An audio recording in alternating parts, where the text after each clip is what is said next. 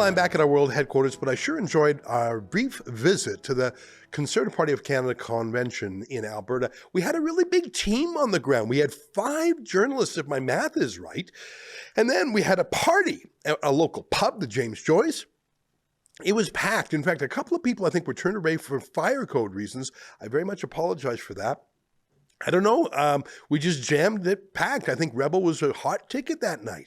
One of my favorite parts about it was the deployment of Tamara Lich as a Rebel journalist. Now, she's been doing journalism for us here and there, including on the streets of Toronto doing streeters at Yonge Dundas Square. But it was amazing just watching her at the convention. She was being asked to take a selfie every 5 minutes. Here's a little snippet of how that looked. Well, she wasn't just saying hi to people and taking selfies. She was doing journalisming. She was journalisming, including interviewing members of parliament. And here she is to talk to us about it, our dear friend Tamara Lich. Great to see you. Nice to see you. Thanks so much for inviting me on tonight, Ezra. Well, you know what? It was a pleasure to watch you, and I'm glad you were working with some of our serious pros. I mean, Sheila Gunn-Reid, our chief reporter, was there. Lise Merle came in from Saskatchewan, Sydney Fazard, and Angelica Toy from Calgary. I thought it was pretty fun. I thought it was like the whole gang was there. It was a big crew for Rebel News. It really was. And you know what, like, I'm so grateful for all their help and their guidance. Obviously, I'm a rookie. And so, to have all of them there, with their experience and knowledge was definitely invaluable to me. They provided me with a lot of really great tips and helped me, go track down some MPs for some stories. And it was a great team. I had a wonderful weekend. Well, it was a pleasure to see. Now, let me ask you, I got there a little bit late because I was a little under the weather. But when I arrived, you were in the thick of it. You were interviewing, in fact, your own MP. Give us a minute on who that is, and then we'll throw to a sample of that clip. Yeah, you bet. I had the opportunity of running into and interviewing my own MP, Glenn Motz. Now, a lot of people will remember that Glenn was trying to be very helpful very early on in the convoy days. And, he did try very hard behind the scenes to facilitate meetings between Freedom Convoy leadership and other members of cabinet like Omar Al-Gabra, who was the transport minister at that time, Marco Mendicino. There was a few other ones that he really tried behind the scenes to facilitate those, but he was shut down at every turn. And then, of course, he was very instrumental in the committee meetings into the Emergencies Act that took place shortly after the convoy ended. So it was really good to talk to him and get some of his thoughts on what he was doing behind the scenes, both during and after the protest. I didn't know that. My esteem for him has just risen tremendously. Here, let's throw to a clip of your interview. Take a look. So I've known you for quite a few years now, yes. And I remember, during the time of the Freedom Convoy that we connected there, and you gave me some very good advice. What was the efforts that you took following the convoy to sort of get to the bottom of what happened? Well, MP Larry Brock and I served on what was called the Declaration of the Emergencies Act Committee. Mm-hmm. And so we spent the better part of 2.5, 3 years following the invocation of the act to speak with government officials. We brought in Perrin Beatty, who wrote the Emergencies Act back, back in the day. We tried to get to the bottom of what information does the government rely on, and it became very clear early on that they were less than transparent, mm-hmm. and they certainly didn't want to be accountable. Mm-hmm. And we can go back even farther. What efforts on behalf, like trying to make those connections while we were in Ottawa. I remember that you were trying to start some conversations between yes. some of the organizers. And you and I chatted while you were in Ottawa, and I said, so what is it that you guys really want to get? What message do you want to get across?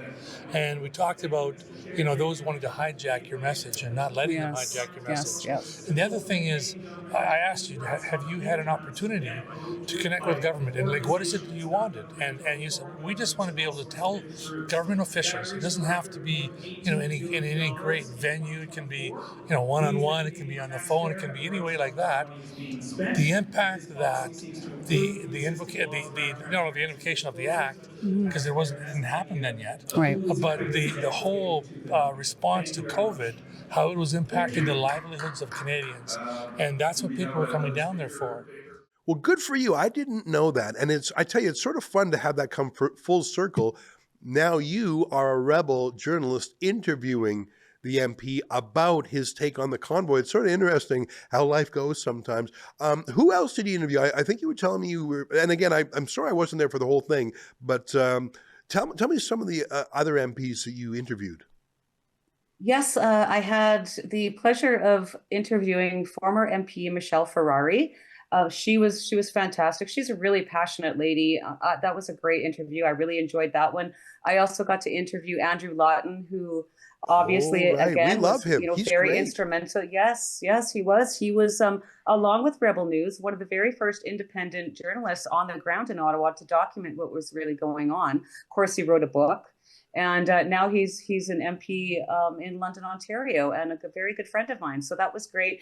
And then my final interview was with BC's Powell River MP Aaron Gunn, who I've been a fan of for quite some time, long before he was even elected as a member of Parliament. I think he did some documentaries. The first one that I saw was, I believe, called Vancouver is Dying, and then Right. he did another one called Canada is Dying, and they were very eye-opening and quite impactful. So really an honor to meet him too, and so grateful for the chance to interview him as well.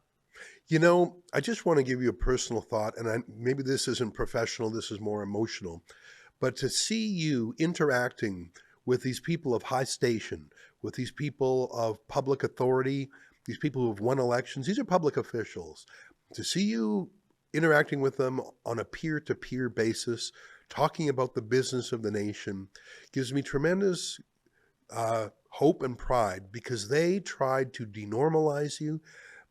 I don't mean these MPs. I mean the system, the government, the Liberals. They tried to denormalize you. They tried to criminalize you. They tried to destroy you. They tried to silence you. They tried to break you. And I can only imagine what it was like spending 49 days in jail. I hope I never have a chance to find out what it's like.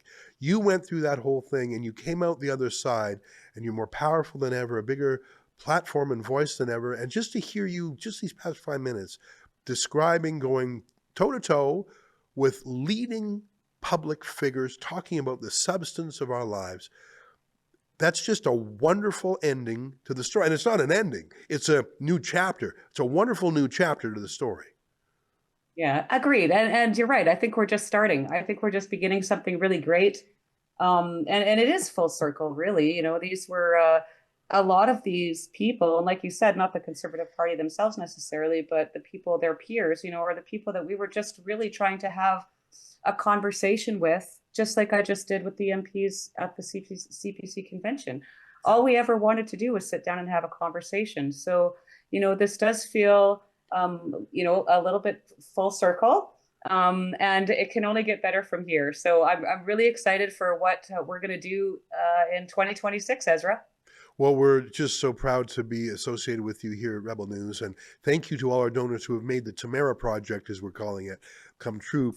One of the things that we didn't need to do last week was provide security, because we were in a high security environment. But one of our pledges to our viewers is that when you're out in the world, that we would have security with you, because even some of the people you mentioned there, they get jostled. And we've seen, Francis Widdowson in British Columbia get jostled, and so one of our pledges to you is that we will make sure that you are safe wherever you go. And one of the things we also do, and I'll just mention this in closing because some people are still confused, you are complying with the terms of your house arrest, because our employment arrangement with you is an exemption to that. So we do a lot of red tape. We do a lot of checking in Yes. with the probation officer, but what we're doing is compliant, right? Absolutely. I am exempt from my house arrest for necessities of life, for emergencies, for my community service, and for work. So obviously, we have to take all the extra steps. It is a lot of extra steps as far as scheduling departure times, arrival times, where the event is at, where I'm going to be eating. So there's a lot to it. Ironically, I happen to be a logistics expert, self-proclaimed, mind you. So, this is not stuff that I'm not used to doing already. But I did take it for granted, of course, the last few years, just being able to come and go as I please. But it's definitely we can definitely navigate it. And I think we're doing a great job. My CSO has been very happy so far. I've been completely compliant, make sure that I have my papers on me at all times. And I've also got, like even at our event on Saturday night, Sheila was very firm and ready to get me, out of there and back to my hotel room on time. So I got a great team around me, and I think it's going to be a good year.